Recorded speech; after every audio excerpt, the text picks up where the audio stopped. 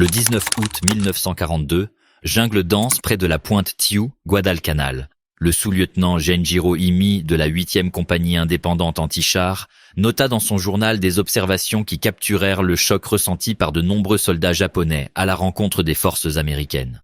À travers l'épais couvert de palmiers et de lianes étouffantes, Imi et 916 autres soldats du détachement du colonel Kiyonao Ichiki venaient de débarquer de destroyers, achevant une insertion nocturne que le commandement japonais croyait être la première étape vers la reprise du terrain d'aviation Henderson. On leur avait dit que les Américains étaient peut-être 2000 hommes, mal entraînés, facilement effrayés, amollis par des vies de luxe. Le colonel Ichiki lui-même avait rejeté les mises en garde d'attendre des renforts. « Ce sont des Américains », dit-il à ses officiers. « Nous les balayerons dans la mer avant le lever du soleil. » Ce qu'aucun de ces vétérans aguerris de Chine et d'Asie du Sud-Est ne savait, c'est qu'ils étaient sur le point de rencontrer quelque chose de sans précédent dans les annales de l'armée impériale japonaise. Pas seulement la défaite, ce qui était en soi impensable pour des soldats qui n'avaient reconnu que la victoire depuis 1937, mais une démolition systématique de chaque hypothèse tactique, de chaque concept stratégique, de chaque certitude idéologique qui définissait la manière japonaise de faire la guerre. La jungle elle-même deviendrait une arme américaine. Les ténèbres que les forces japonaises possédaient depuis le début de la guerre les trahiraient, et la supériorité écrasante en équipement, coordination et capacité de destruction pure briserait le mythe de l'invincibilité japonaise au combat rapproché. La transformation avait commencé 2 semaines plus tôt, le 7 août, lorsque 11 000 Marines des États-Unis de la première division de Marines débarquèrent à Lunga Point. Les Leathernecks du général Alexander Vandegrift exécutaient l'opération Watchtower, la première opération offensive américaine de la guerre du Pacifique. Leur objectif semblait simple sur le papier, s'emparer du terrain d'aviation japonais presque achevé, établir un périmètre défensif, tenir la position jusqu'à être relevé. En réalité, ils s'apprêtaient à livrer la campagne la plus longue et la plus brutale de l'histoire du corps des Marines jusqu'alors, dans un environnement qui pousserait l'endurance humaine à ses limites absolues. L'île elle-même était une vision de l'enfer tropical. Guadalcanal s'étirait sur 90 miles de long et 25 miles de large, son intérieur dominé par des montagnes atteignant 8000 pieds dans des nuages perpétuels.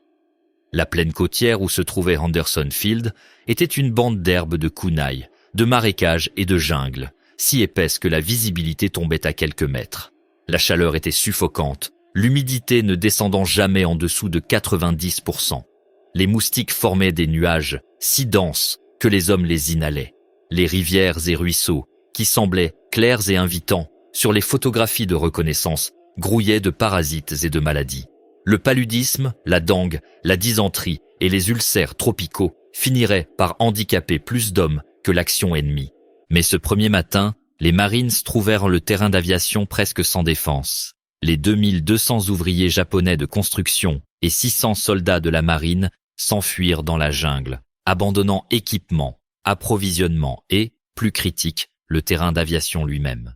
À la nuit tombée le 8 août, les ingénieurs américains travaillaient déjà à achever la piste. Ils la nommèrent Henderson Field d'après le major Lofton Henderson, un aviateur marin tué à Midway.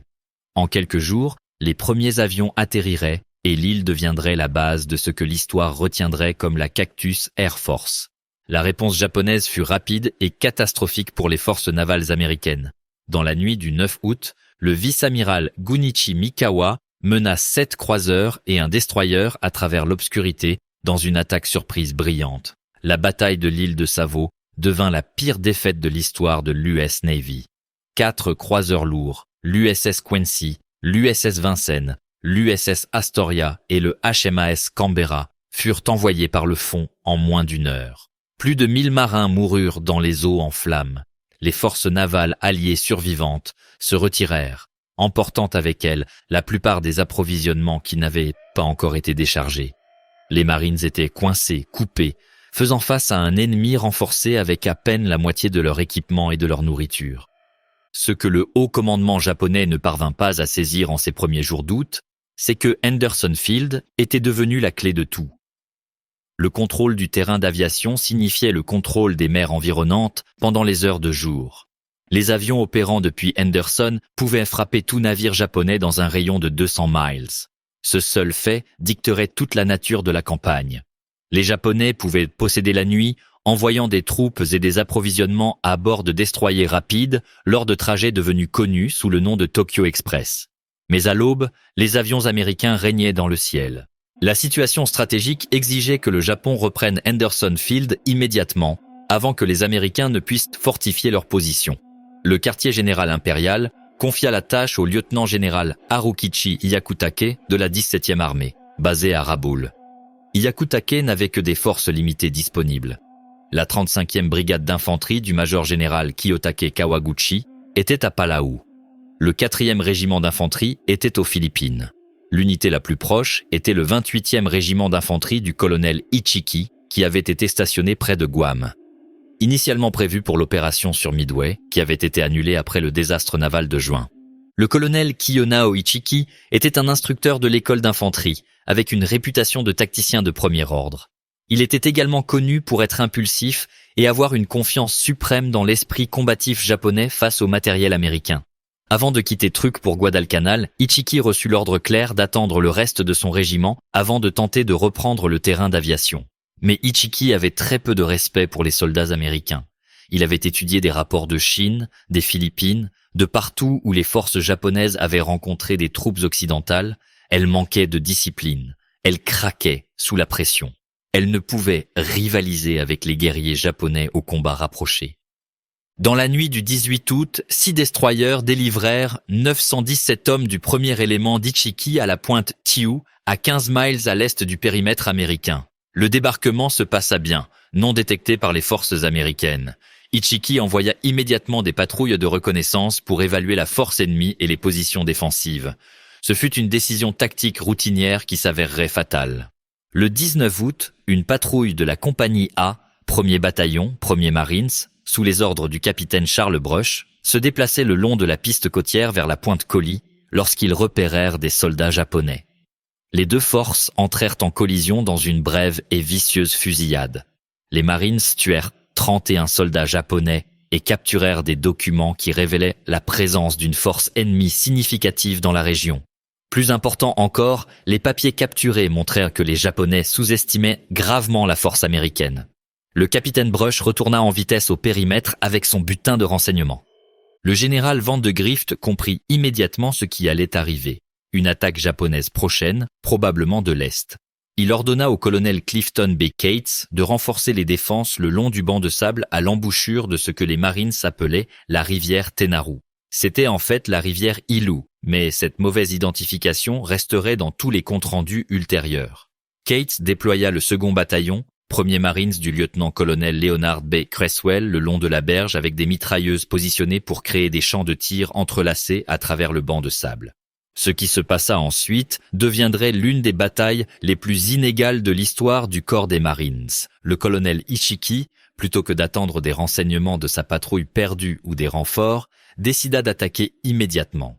Dans la nuit du 20 au 21 août, il ordonna un assaut frontal directement à travers le banc de sable. La doctrine japonaise mettait l'accent sur la supériorité de la puissance spirituelle et les attaques nocturnes agressives pour surmonter la puissance de feu ennemie. Ichiki croyait que ses vétérans pouvaient en percer les défenses américaines par la seule audace et les combats à courte portée où les soldats japonais excellaient avec les baïonnettes et les grenades. Juste après minuit, l'éclaireur des îles Salomon Jacob Vusa, qui s'était échappé des captifs japonais après des heures de torture, trébucha dans les lignes marines avec un avertissement. Les Japonais arrivaient. Quelques minutes plus tard, l'attaque commença. Des centaines de soldats japonais chargèrent à travers le banc de sable, hurlant des cris de guerre, tirant des fusils, lançant des grenades. Ils coururent directement dans une zone de mise à mort que les Marines avaient préparée avec une précision méthodique. Les mitrailleuses Browning M 1917, à un refroidis à l'eau, ouvrirent le feu. Ces armes, perfectionnées pendant la Première Guerre mondiale, étaient les héros méconnus de la puissance de feu des Marines. Chaque arme pouvait soutenir 600 coups par minute indéfiniment tant que le manchon d'eau restait rempli. Les Marines les avaient positionnés en position se soutenant mutuellement, de sorte qu'aucune zone du banc de sable ne restait découverte. Les soldats japonais tombèrent par vagues alors que les lourdes balles de calibre .30 déchiraient de la chair et les os. ceux qui traversèrent le banc de sable rencontrèrent des canons antichars de 37 mm chargés de mitraille, essentiellement des cartouches de fusils de chasse géantes qui transformaient les hommes en chair hachée. L'attaque continua pendant des heures. Vague après vague de soldats japonais chargèrent dans le feu des mitrailleuses. Certains atteignirent les positions marines et s'engagèrent dans des combats au corps à corps. Les Marines se battirent avec des fusils, des couteaux, des poings, tout ce qui était disponible. Mais les préparatifs défensifs tinrent bon. Les champs de tir entrelacés empêchèrent toute percée japonaise. À l'approche de l'aube, l'attaque du colonel Ichiki était complètement stoppée. Plus de 800 de ses hommes gisaient morts ou mourants sur le banc de sable et dans l'eau peu profonde. Le lever du jour n'apporta aucun répit pour les Japonais survivants. Le général Vandegrift ordonna une contre-attaque utilisant des éléments du 1er bataillon, 1er Marines. 5 chars légers, M, 3 Stuart traversèrent le banc de sable et commencèrent à traquer systématiquement les soldats japonais qui s'étaient mis à couvert dans les palmeraies. Le correspondant de guerre Richard Tregaskis, observant depuis une position marine, décrivit la scène. C'était fascinant de les voir s'affairer parmi les arbres, pivoter, tourner, cracher des nappes de flammes jaunes. Nous n'avions pas réalisé qu'il y avait autant de Japonais dans la palmeraie. Groupe après groupe étaient délogés et abattus par les obus à mitraille des chars. En milieu de journée le 21 août, la bataille du Tenaru était terminée. Sur les 917 soldats japonais débarqués à la pointe Tyu, environ 800 étaient morts. Environ 128 survivants, principalement des unités de soutien restées près du site de débarquement, se fondirent dans la jungle. Ils envoyèrent un message radio au quartier général de la 17e armée rapportant le désastre.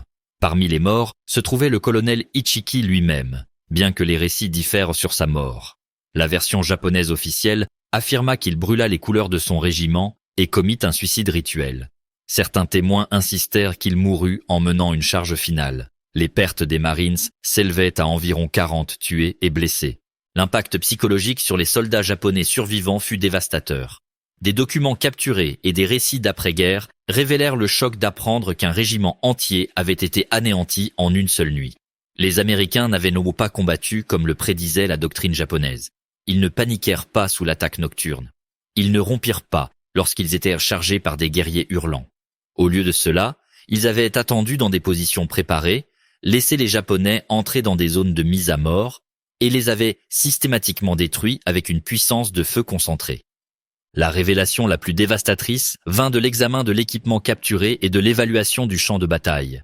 Les Américains possédaient un niveau de richesse matérielle que les renseignements japonais avaient complètement failli à comprendre.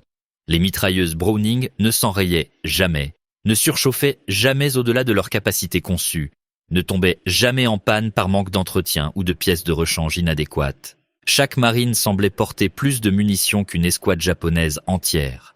Le soutien d'artillerie que les Marines pouvaient appeler dépassait tout ce que les Japonais pouvaient déployer.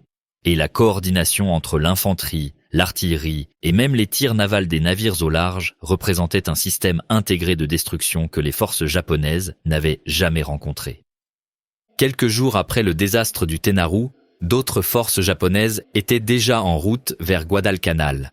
L'amiral Isoroku Yamamoto organisa une opération navale massive pour soutenir la prochaine tentative de reprendre Henderson Field.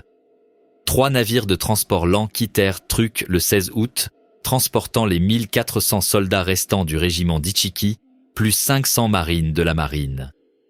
Après que la bataille navale des Salomon orientales eut endommagé gravement l'un des transports, le commandement japonais décida d'abandonner complètement les navires de transport lent.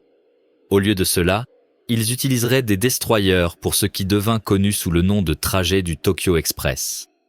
Entre le 29 août et le 4 septembre, divers destroyers et croiseurs légers livrèrent près de 5000 hommes de la 35e brigade d'infanterie du major-général Kawaguchi à la pointe Tyu. Le Tokyo Express fonctionnait brillamment comme méthode pour déplacer des hommes.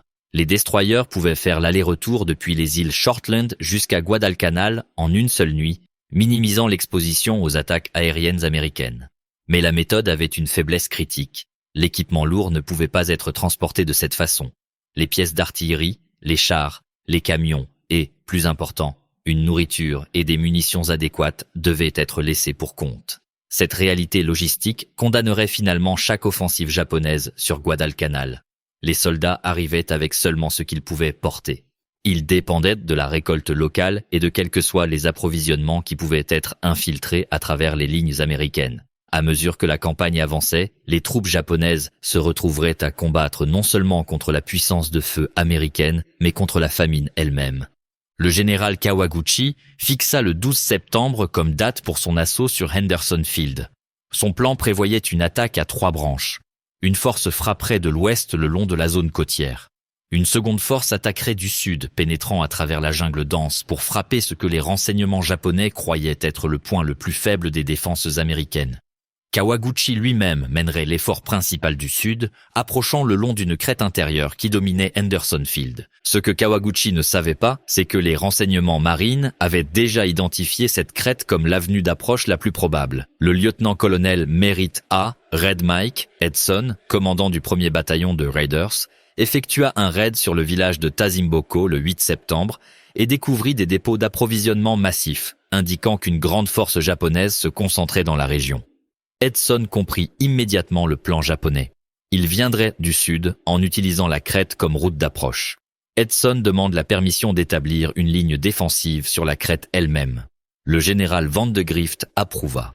Les 10 et 11 septembre, Edson positionna environ 840 Marines de ses Raiders et du 1er bataillon de parachutistes le long de la crête. Il sélectionna des positions défensives avec le même soin méthodique qui avait caractérisé les défenses du Tenaru. Des mitrailleuses positionnées pour créer des tirs entrelacés. Des équipes de mortiers réglèrent sur les routes d'approche probables. L'artillerie du 11e Marines traça des missions de tir défensives. Chaque avantage du terrain et de la puissance de feu fut calculé et préparé. La crête elle-même était une étroite épine de corail d'environ 1000 mètres de long, composée de 3 collines distinctes couvertes d'herbes de kunai et d'arbres dispersés. De profondes ravines bordèrent les deux côtés, boisées et, à certains endroits, impénétrables. C'était le terrain parfait pour une attaque nocturne par de l'infanterie d'infiltration. C'était aussi, si elle était correctement défendue, un terrain de mise à mort. Dans la nuit du 12 septembre, les forces de Kawaguchi commencèrent leur assaut. Contrairement à la charge frontale d'Ichiki, c'était une attaque plus sophistiquée. L'infanterie japonaise s'infiltra à travers les ravines des deux côtés de la crête, tentant d'envelopper les positions américaines. De petites unités sondèrent les points faibles. Quand ils les trouvaient, des forces plus importantes se concentraient pour des tentatives de percée. Les combats furent sauvages et confus. Dans l'obscurité, les Marines se retrouvèrent parfois engagés dans des combats au corps à corps avec des soldats japonais qui s'étaient infiltrés à portée de grenades, mais les préparatifs défensifs tinrent bon. Lorsque les forces japonaises se concentrèrent pour des tentatives de percée, les mortiers et l'artillerie des Marines les brisèrent. Le 11e Marines tira plus de 2000 coups pendant la nuit, faisant tomber des obus hautement explosifs si près des positions marines que les éclats blessèrent des troupes amies. Les équipes de mitrailleuses tirèrent jusqu'à ce que leurs canons deviennent rouges dans l'obscurité. Des Marines individuels se battirent avec des fusils, des pistolets, des couteaux, des pelles, tout ce qui leur tombait sous la main. Le sergent-major Jacob Vusa, le même éclaireur qui avait averti de l'attaque du Tenaru, se déplaça à travers les lignes, encourageant les Marines et signalant les routes d'infiltration japonaises. Le sergent John Basilone actionna une position de mitrailleuse qui devint critique pour la défense. Lorsque ces équipes de mitrailleurs furent tuées ou blessées, Basilone continua à tirer seul, repoussant vague après vague d'attaques japonaises. Il recevrait plus tard la Medal of Honor pour ses actions cette nuit-là. 2 Marines gagneraient la Medal of Honor à la crête d'Edson et 19 recevraient la Navy Cross. À l'aube du 13 septembre, l'attaque japonaise avait échoué à percer, mais Kawaguchi avait plus de troupes disponibles et se préparait à renouveler l'assaut la nuit suivante. Edson replia ses lignes vers le centre de la crête, consolidant ses forces. Le général Van de Grift envoya des renforts, portant la force défensive totale à environ 2500 hommes. Les Japonais attaqueraient à nouveau, mais cette fois les Marines étaient prêts avec des positions encore plus fortes et une puissance de feu plus concentrée. Les combats de la deuxième nuit furent encore plus intenses que la première. Kawaguchi jeta ses forces restantes dans des tentatives désespérées de percer avant que les renforts américains ne rendent la position imprenable. Les soldats japonais chargèrent à plusieurs reprises, mourant par centaines sous le feu des mitrailleuses. Certaines attaques arrivèrent à 50 yards du poste de commandement d'Edson avant d'être stoppées. À un moment, la situation était si désespérée qu'Edson lui-même attrapa un fusil et rejoignit la ligne de tir. Mais encore une fois, la puissance de feu américaine et les préparatifs défensifs prévalurent. À l'aube du 14 septembre, l'offensive de Kawaguchi s'était complètement effondrée. Les pertes japonaises étaient stupéfiantes. Environ 830 à 850 soldats japonais moururent sur et autour de la crête d'Edson. Les pertes des Marines s'élevaient à environ 104 tués et plus de 200 blessés entre les bataillons de Raiders et de parachutistes. La crête, qui serait désormais connue sous le nom de Bloody Ridge ou Edson's Ridge, était devenue un monument à l'efficacité de la doctrine défensive américaine. Pour les soldats japonais qui survécurent, la bataille représenta un autre choc profond à leur compréhension de la guerre. Les journaux intimes capturés et les récits d'après-guerre décrivirent constamment la même réalisation. Les forces japonaises s'attendaient à combattre d'autres fantassins dans l'obscurité où leur entraînement et leur esprit triompheraient. Au lieu de cela, ils rencontrèrent de l'artillerie, des mitrailleuses et des mortiers, tous concentrés avec une précision qu'ils ne pouvaient égaler. Les commandants américains savaient que les Japonais arrivaient. Ils préparaient des zones de mise à mort. Ils attendaient que les forces japonaises entrent, puis ils les détruisaient avec un soutien de feu coordonné. Les batailles du Tenaru et de Bloody Ridge établirent des modèles qui se répéteraient tout au long de la campagne de Guadalcanal. Les forces japonaises lanceraient des attaques basées sur le courage, les tactiques nocturnes et l'expertise en combat rapproché. Les forces américaines répondraient avec une puissance de feu écrasante, des opérations interarmes coordonnées et des positions défensives soigneusement préparées pour maximiser leurs avantages. Le résultat était prévisible. Les pertes japonaises seraient catastrophiques. Les pertes américaines seraient significatives, mais soutenables. Mais les chiffres seuls ne capturent pas l'horreur de la guerre en jungle sur Guadalcanal. L'environnement lui-même devint une arme qui tuait avec impartialité. Le paludisme infecta presque chaque homme qui passa plus de quelques semaines sur l'île. En décembre 1942, la première division de Marines rapporterait plus de 8000 cas de paludisme.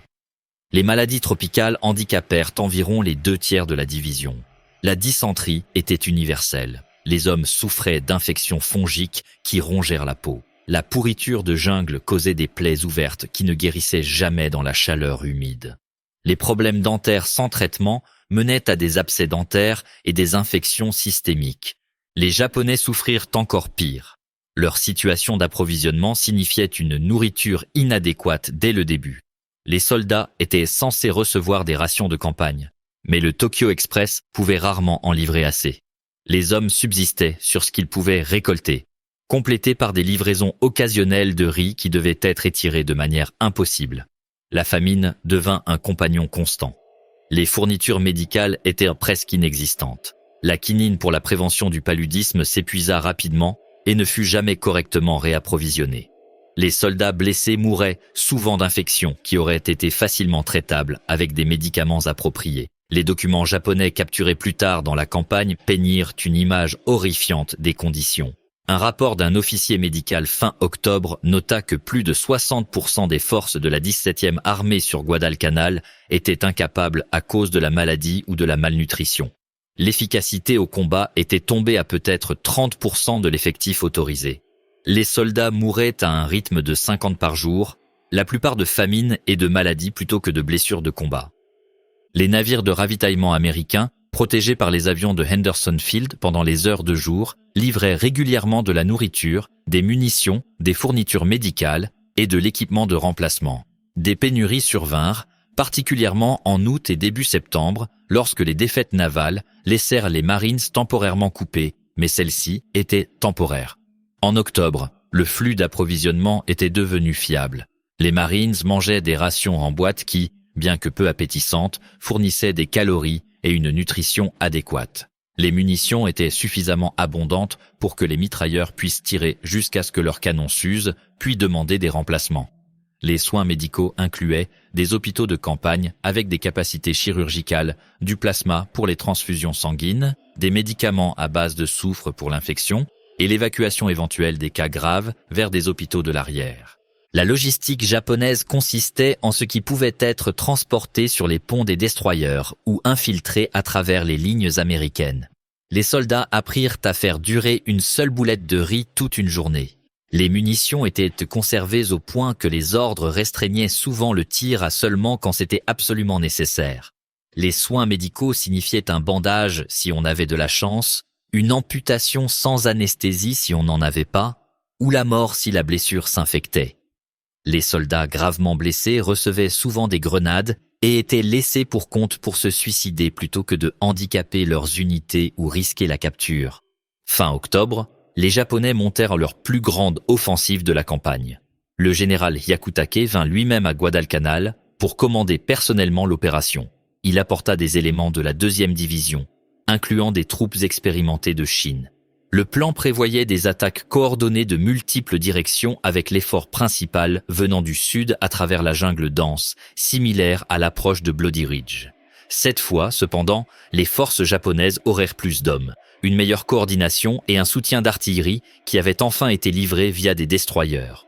L'offensive commença le 23 octobre avec une attaque préliminaire de l'ouest. 9 chars japonais, rares sur Guadalcanal à cause de la difficulté de les transporter, menèrent un assaut à travers la rivière Matanikau. Les défenseurs américains, incluant des éléments du 164e régiment d'infanterie de la Americal Division nouvellement arrivés, étaient morts prêts. Des canons anti-chars, de l'artillerie et même un char M3 Stuart détruisirent rapidement les 9 chars japonais. L'attaque s'effondra avec de lourdes pertes. L'assaut principal vint dans la nuit du 24 au 25 octobre.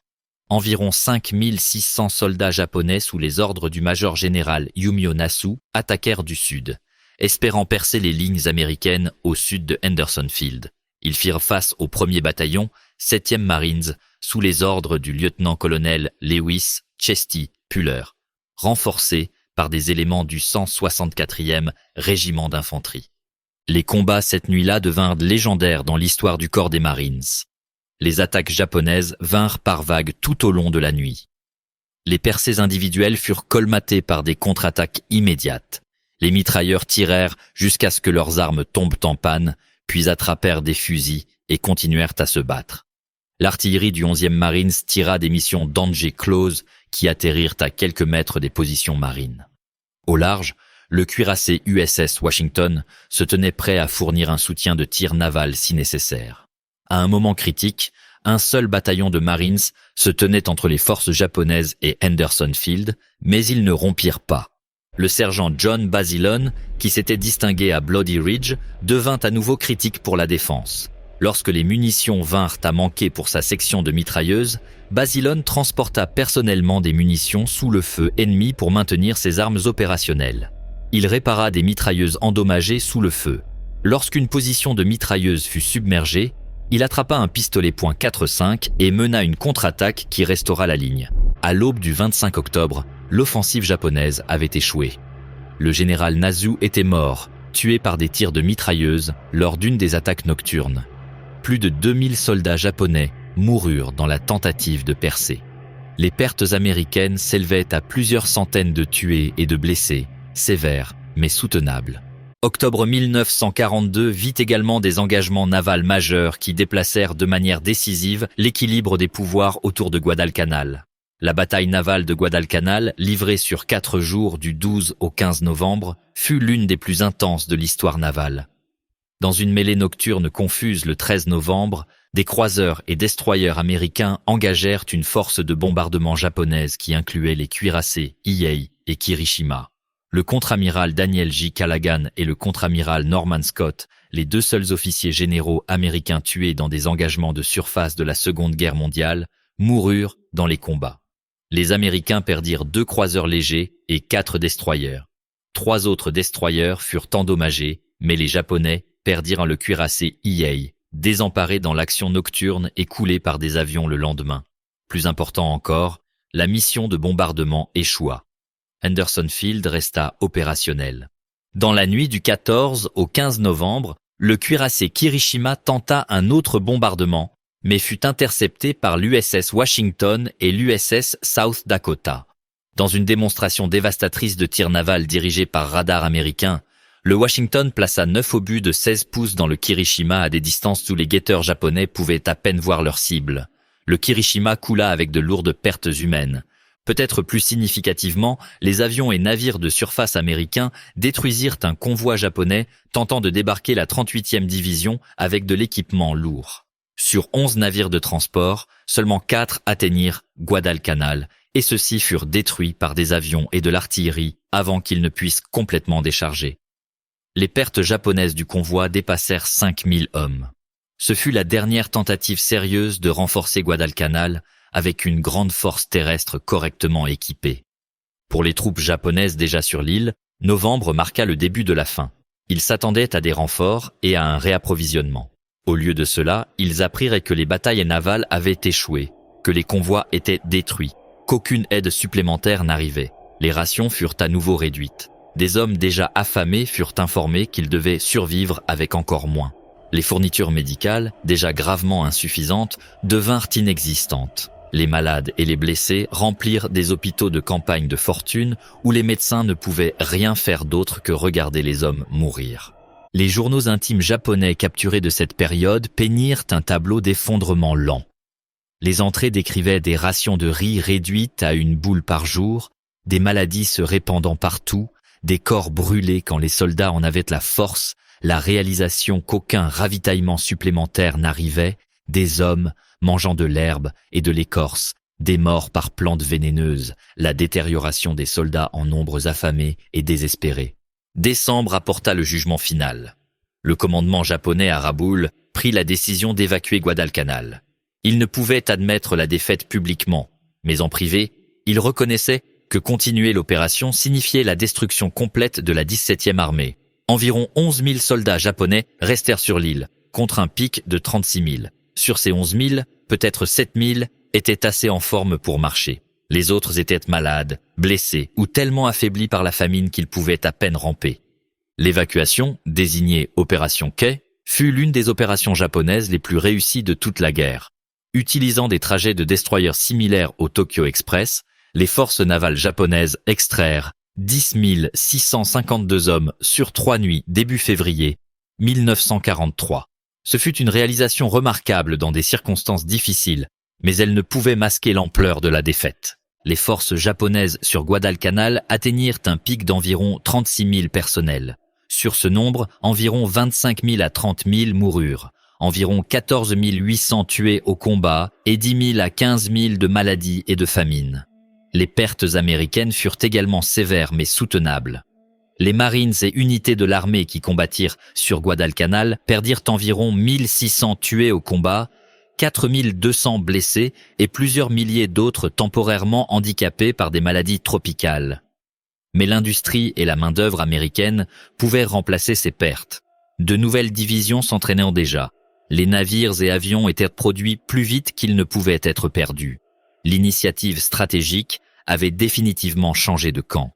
L'impact psychologique de Guadalcanal sur la pensée militaire japonaise ne peut être surestimé. Pour la première fois, les forces japonaises avaient été vaincues dans des combats terrestres soutenus. Chaque offensive avait échoué.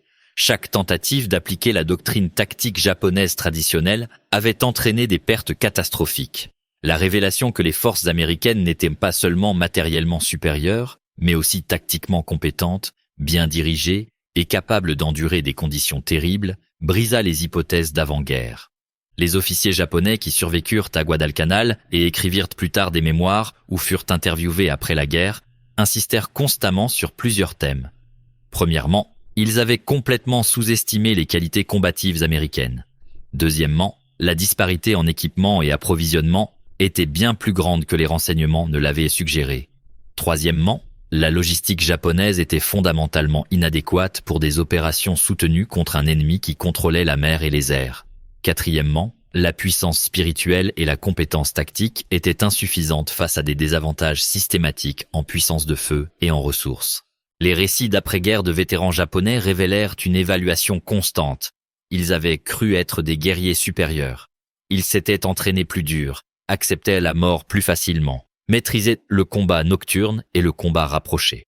Mais sur Guadalcanal, ils apprirent que la guerre est décidée par des systèmes. Les Américains avaient des systèmes pour tout. Des systèmes pour l'approvisionnement, pour les soins médicaux, pour le soutien d'artillerie, pour la coordination aérienne. Chaque système fonctionnait. les systèmes japonais échouèrent parce qu'ils n'avaient jamais été correctement construits en premier lieu. Les aspects techniques de la supériorité américaine étaient significatifs. Les forces japonaises sur Guadalcanal combattaient avec des fusils Arisaka, des armes à verrou nécessitant un rechargement manuel entre les tirs. Les Marines américains portaient initialement des fusils M1903 Springfield, également à verrou, mais complétés par le fusil semi-automatique M, un Garand à mesure qu'il devenait disponible. La capacité de 8 coups et le fonctionnement semi-automatique du Garand offrèrent des avantages dans les fusillades. Les mitrailleuses racontaient une histoire encore plus sombre. La Browning M 1917 A1 américaine était refroidie à l'eau et pouvait soutenir le feu indéfiniment tant que l'eau et les munitions étaient disponibles. Les mitrailleuses japonaises, principalement les types 96 et type 99, étaient plus légères et plus portables, mais manquèrent de capacité de tir soutenue. Dans des positions défensives, cette différence était décisive. La supériorité de l'artillerie était peut-être la plus significative. Le 11e Marines opérait des obusiers M1A, un pack de 75 mm qui pouvait être démonté et transporté à travers le terrain de jungle. Ces armes fournissaient un soutien de feu réactif et précis. Les observateurs avancés avec les unités d'infanterie pouvaient demander des missions de tir et recevoir des obus en quelques minutes. L'artillerie japonaise sur Guadalcanal était limitée, difficile à déplacer à travers la jungle et chroniquement à court de munitions. Le tir naval ajouta une autre dimension que les forces japonaises ne pouvaient égaler. Les destroyers et croiseurs au large pouvaient délivrer des bombardements sur les positions japonaises ou fournir un soutien de feu réactif pour les unités terrestres marines. La communication radio entre les observateurs à terre et les navires permettait un ciblage précis. La puissance aérienne devint de plus en plus dominante à mesure que la campagne progressait. La Cactus Air Force, opérant depuis Henderson Field dans des conditions terribles, établit progressivement la supériorité aérienne sur Guadalcanal. Les pilotes du corps des Marines et de l'US Army Air Force volant sur F-4F Wildcats, P-39 Era Cobra et P-40 Warhawks interceptaient les raids de bombardiers japonais. Les bombardiers en piqué S-BD Dauntless frappaient les positions japonaises, les navires de ravitaillement et les concentrations de troupes.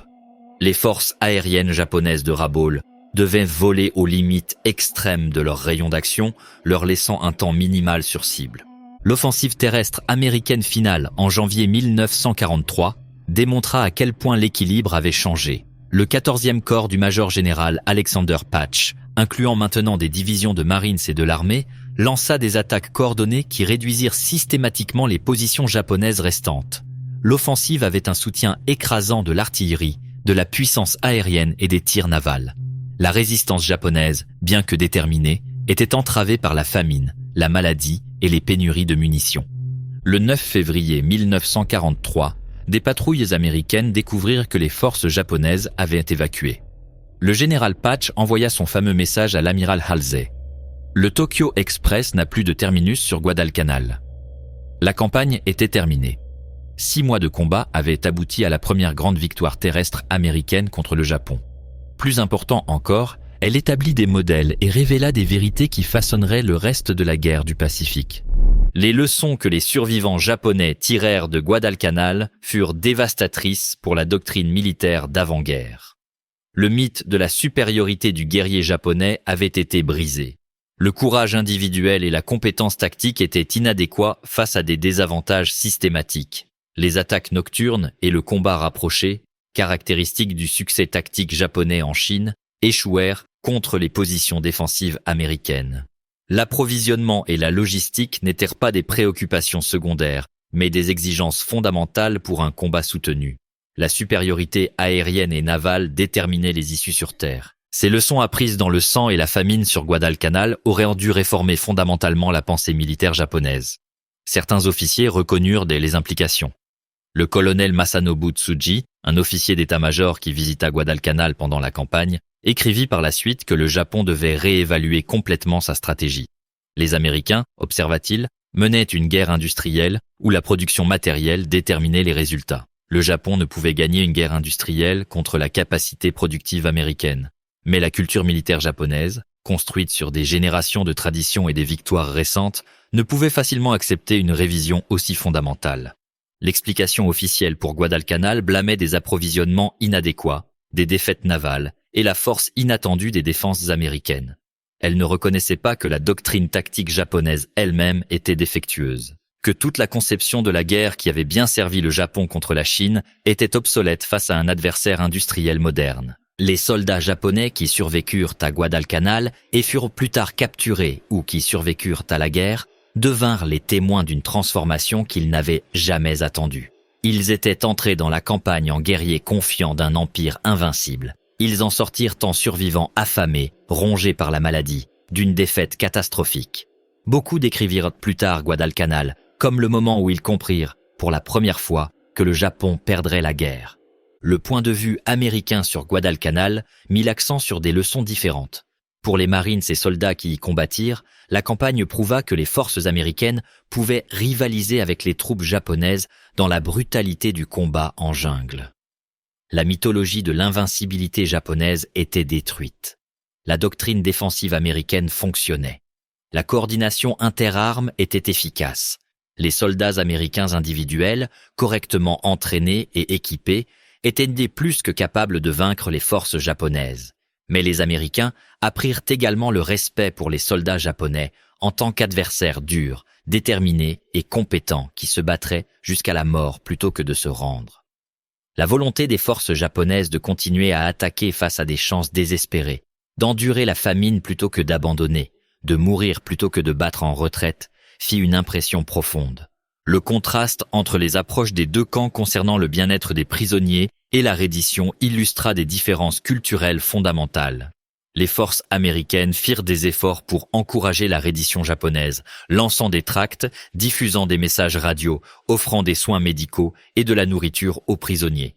Ces efforts eurent un succès minimal. Sur environ 36 000 troupes japonaises qui servirent sur Guadalcanal, moins de 1000 furent capturées vivantes, et la plupart d'entre elles étaient trop malades ou blessées pour résister. Les implications stratégiques de Guadalcanal s'étendirent bien au-delà de l'île elle-même. L'échec du Japon à reprendre Henderson Field et l'évacuation finale démontrèrent que le périmètre défensif japonais pouvait être pénétré. La stratégie alliée passa d'opérations défensives à des campagnes offensives. Les avantages industriels et matériels que possédait l'Amérique pouvaient être traduits en victoires militaires s'ils étaient appliqués systématiquement. Pour le Japon, Guadalcanal marqua le début de la fin. La perte de troupes expérimentées, de pilotes et de navires ne pouvait être remplacée à un rythme approchant celui auquel l'Amérique produisait de nouvelles forces. La décision d'évacuer admit, bien que discrètement, que le Japon ne pouvait soutenir une guerre d'attrition contre la puissance industrielle américaine. Les vétérans de Guadalcanal des deux côtés portèrent leurs expériences pour le reste de leur vie.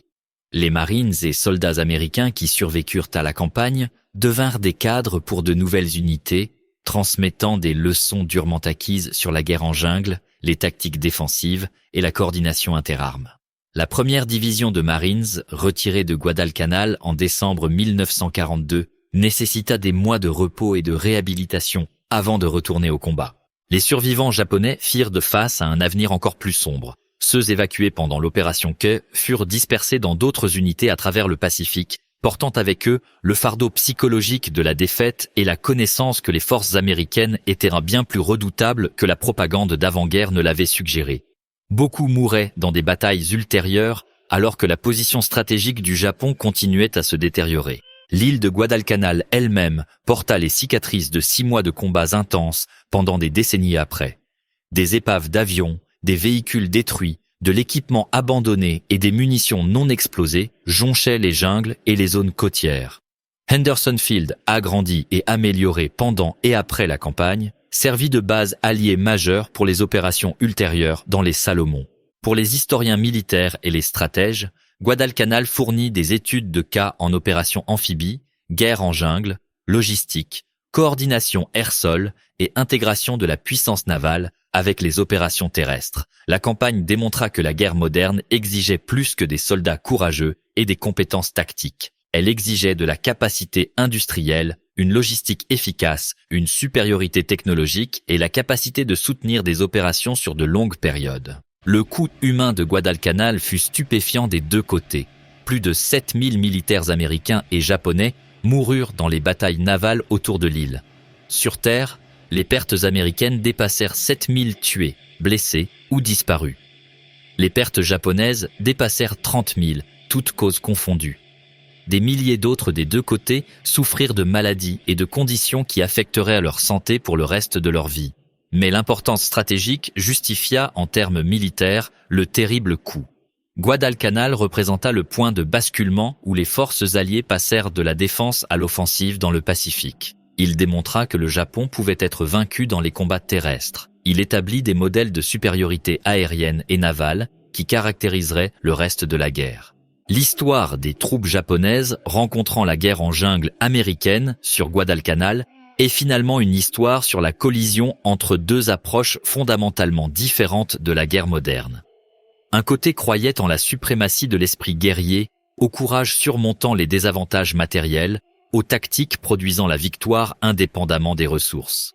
L'autre côté croyait en l'application systématique de la puissance industrielle, en la logistique et la puissance de feu comme multiplicateur de force, en la coordination interarmes comme clé du succès. La jungle de Guadalcanal devint le creuset où ces philosophies conflictuelles se rencontrèrent.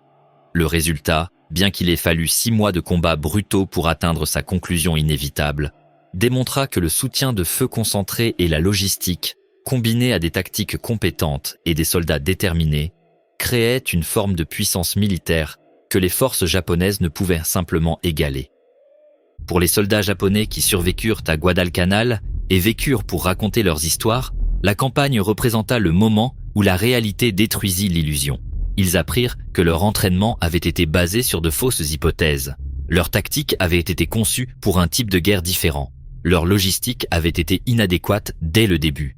Et leur nation était engagée dans un conflit qu'elle ne pouvait gagner par des moyens militaires seuls. Les Américains qui combattirent sur Guadalcanal apprirent des leçons différentes, mais tout aussi importantes. Ils découvrirent qu'ils pouvaient rivaliser avec les soldats japonais dans la brutalité du combat.